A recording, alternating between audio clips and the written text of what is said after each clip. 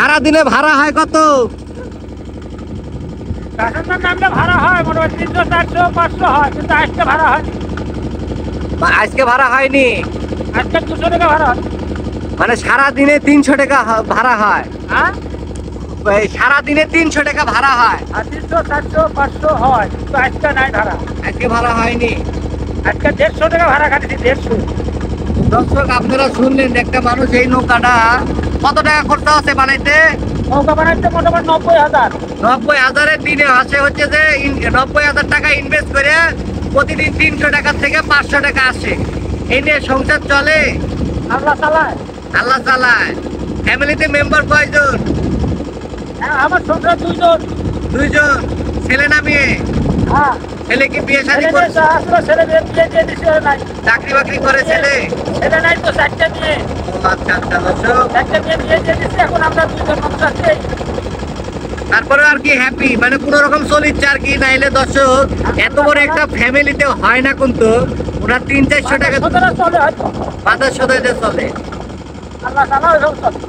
দোয়া করবেন সবাই। এই গ্রামে বাংলাদেশে অনেক অসহায় মানুষ আছে যা এই এত টাকা ইনভেস্ট করে, দেখেন মানুষ 300 টাকার জন্য সারাদিন চলে যাচ্ছে এত রোদের ভিতরে। তারপরে তো বৃষ্টির জন্য ভাড়া হচ্ছে না, হ্যাঁ, বৃষ্টিও তো চরম বৃষ্টি, হ্যাঁ, ভাড়া হয়।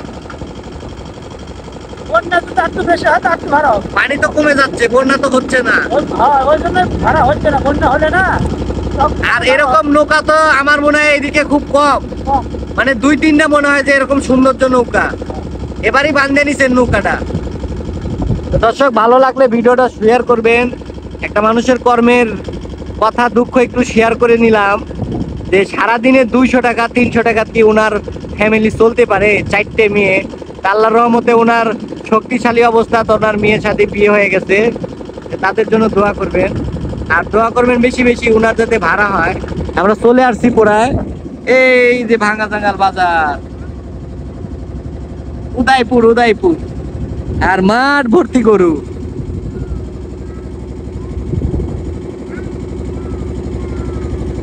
বাংলাদেশ মানে বাংলাদেশি, বাংলাদেশের সৌন্দর্য থাকবে সারা জনম, কারণ আমাদের সোনার বাংলাদেশ। আঙ্কেল, এই ভিডিও ছাড়লে সমস্যা আছে? হ্যাঁ? সমস্যা আছে? কিসে? ভিডিও করলাম, না না, এগুলা মানুষ দেখবি, তাহলে মানুষ উপকৃত হবি। আমাদের এদিকে আসবি বেড়াইতে, দেখবি যে এটা আত্রাই একটা এলাকাটা, আত্রাই এই এলাকাটা কেমন, কতটা সুন্দর বা কি আছে। এটার ঐতিহ্য তো অবশ্যই আছে, কিছু না কিছু তো আছে। না, সমস্যা নেই।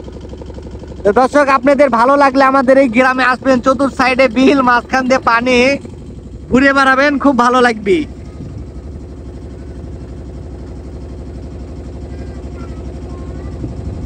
এই সেই সুইট গেটে আমরা চলে আসছি। এই যে দেখুন, এটা হলো sweet gate, Udaipur sweet gate. এই গেট দিয়ে হচ্ছে যে আমাদের আত্রাই এই নদীতে, নাটোর জেলার নদীতে পানি আর কি প্রবেশ করে। আবার এখান দিয়েই পানি নেমে যায় বেশি হলে।